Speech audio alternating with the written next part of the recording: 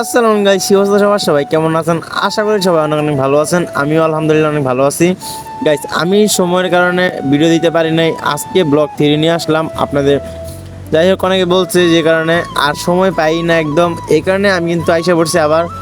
আর guys, গত ভিডিওতে কিন্তু দেখাইছি আমি কতটুকু পর্যন্ত আইছি, এতে আজকে আমি এই পর্যন্ত আইছি। আর এটার কোন জেলা আছি বর্তমানে খেয়াল নাই গিয়ে, অনেক লেট হয়েছে যেটা আমি জানি।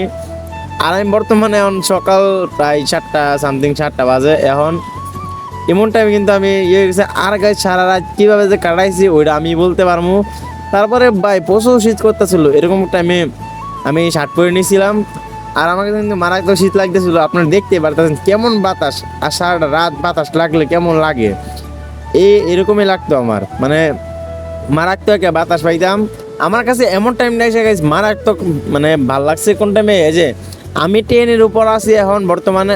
আর গাইজ যখন পাহাড়টা দেখলাম আমার কাছে মারাত্মক ভালো লাগছে। এই যে ওই যে উপরে যেগুলো দেখা যাচ্ছে ওইগুলো কিন্তু পাহাড়ের উপর গাছ।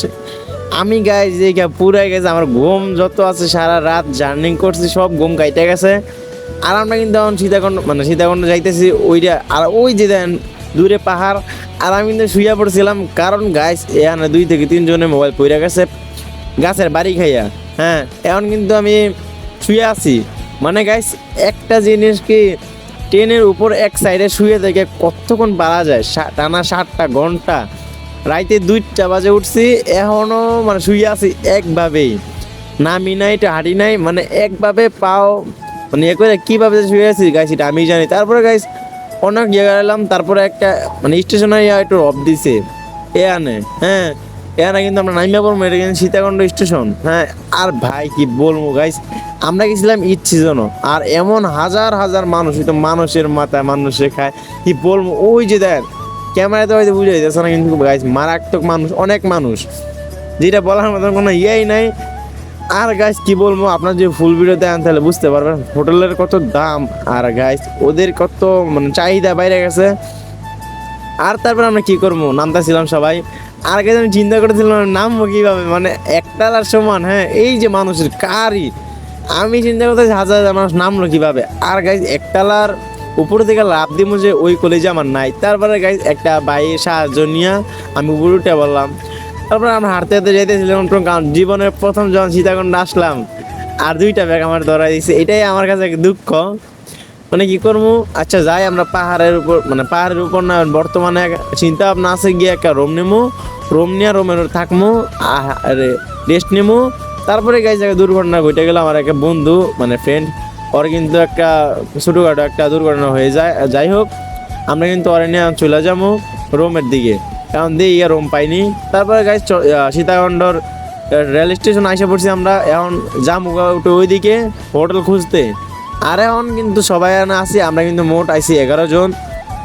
আমরা আইছি 8 জন, আর 2 জনের সাথে আমাদের 3 জনের সাথে পরিচয় হয়েছিল। তারপরে গাইজ যখন আইসি বাজারে গাইজ, তখন গাইজ কি বলবো, হ্যাঁ আমার মাথা পুরো হ্যাং হয়ে গেছে। কারণ গাইজ এক রুম এসিওয়ালা 2টা রুম 12,000 টাকা চায় ভাই। ওরা কীভাবে ভাই 12,000 টাকা চায় ভাই, আমার মাথা পুরো নষ্ট। তারপর যে বন্ধু একটু মানে সমস্যা হয়েছিল, ওরা নিয়ে ডাক্তার দোকান আইসা পড়ছি বড়ি নিতে।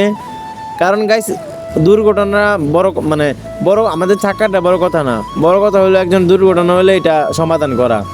তারপর আমরা বাজার আইছি, আর বাজারে আইসা কিন্তু আমরা দেখতেছিলাম রুম টুম পাই কিনা, অনেকক্ষণ যাবত ইয়ে করতেছিলাম, মানে একদম পাগল হয়ে গেছিলাম আমরা এখানে থাকতে পারবো কিনা। আর আমাদের একটা মানে ছিল, আমরা এখান থেকে যাবো একটা রুম নেবো, রুমে রেস্ট নেবো, কারণ সারা রাত জার্নি করে গেছি। রুমে রেস্ট নেবো, রেস্ট নিয়ে তারপর আমরা বিকেলের দিকে বাড়বো, তারপর পতেঙ্গা ব্রিজের দিক দিয়ে অনেকে ঘুরবো। হ্যাঁ, আমাদের প্ল্যান ছিল এরকম। এখন পাই কিনা দেখা যাক, আপনার ভিডিও দেখতে থাকুন, তারপরে বুঝতে পারবেন। তারপরে মামার সাথে চলে যেতেছিলাম রেস্টুরেন্টে দিয়ে খাওয়া, মানে আমরা সকাল থেকে কিছুই খাই নাই, কালকে রাতেও তেমন কিছু খাওয়া হয় নাই। তারপরে একটা রেস্টুরেন্টে ঢুকছি কিছু খাওয়ার জন্য। তারপরে আইসে কিন্তু আমরা 2টা খিচুড়ি অর্ডার দিছি, ডিম খিচুড়ি 90 টাকা প্লেট। আর গাইজ খাইয়া যখন একে কী জানি দেয় মুড়ি, আর মানে কী জানি ওগুলো খেলনা গিয়া এগুলো দিয়েছে গাইজ, আমার কাছে এত ভালো লাগতেছিল।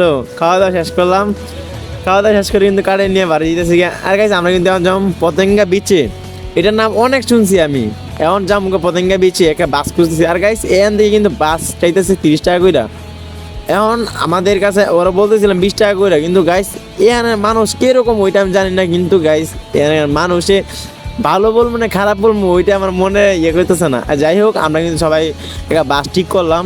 আর উনি কিন্তু আমাদের বারবার বলতেছিল যে বাস মানে সাবধানে বসতে। আর ওনার বাসের সমস্যা ছিল একটা, মানে মানে কি বলবো ভাই, আমার মাথা মোতা পরে ইয়ে গেছে। ওনার বাস একটু বড় বড় কি যেন হয়ে যায়, মানে বাড়ি খায় ব্রেকে। আর আমি কিন্তু ওয়েদার দেখে যাইতেছিলাম। আর আমার কাছে কিন্তু পার্সোনালি এমনি ভালো লাগতেছে, আবার খারাপও লাগতেছে। কোন কারণে? আমরা সারাদিন জার্নি করে আইছি, আবার গাইছি এমন ঘুমে ধরছে। চেঞ্জ স্টেশন আইসা এখন চেঞ্জ নামলাম। এখন গাইস এখানে কিরকম নিয়ম, 6 জন মানে এক সেঞ্জিতে 4 জন বহন যায়। তারপর গাইস আমরা ফাইনালি কিন্তু পতেঙ্গা বিচে আইছি। আর গাইস বিচে কিন্তু গোসল করতে পারি নাই, যে কারণে দুঃখিত। প্রচুর ঢেউ ছিল, স্রোত ছিল প্রচুর। এই কারণে আমরা সবাই ভয় পাইছি, কেউ কিন্তু আমরা এখানে মানে করি নামি নাই তো নাইমে ছবি টবি তুলতাম। কারণ আমরা বিচের মধ্যে মারাত্মক ফিল নিতেছিলাম, মানে ওইখান থেকে পানি ছুইটা এসে আমার মুখে লাগছে, মানে কি বলবো গাইস। আর যাই হোক গাইস, এটা কিন্তু পার্ট 3। আর যা পার্ট 4 চান সবাই কমেন্ট করেন। আর সবাই ভালো থাকবেন, দোয়া রাখবেন পার্ট 4 এর জন্য। খোদা হাফেজ।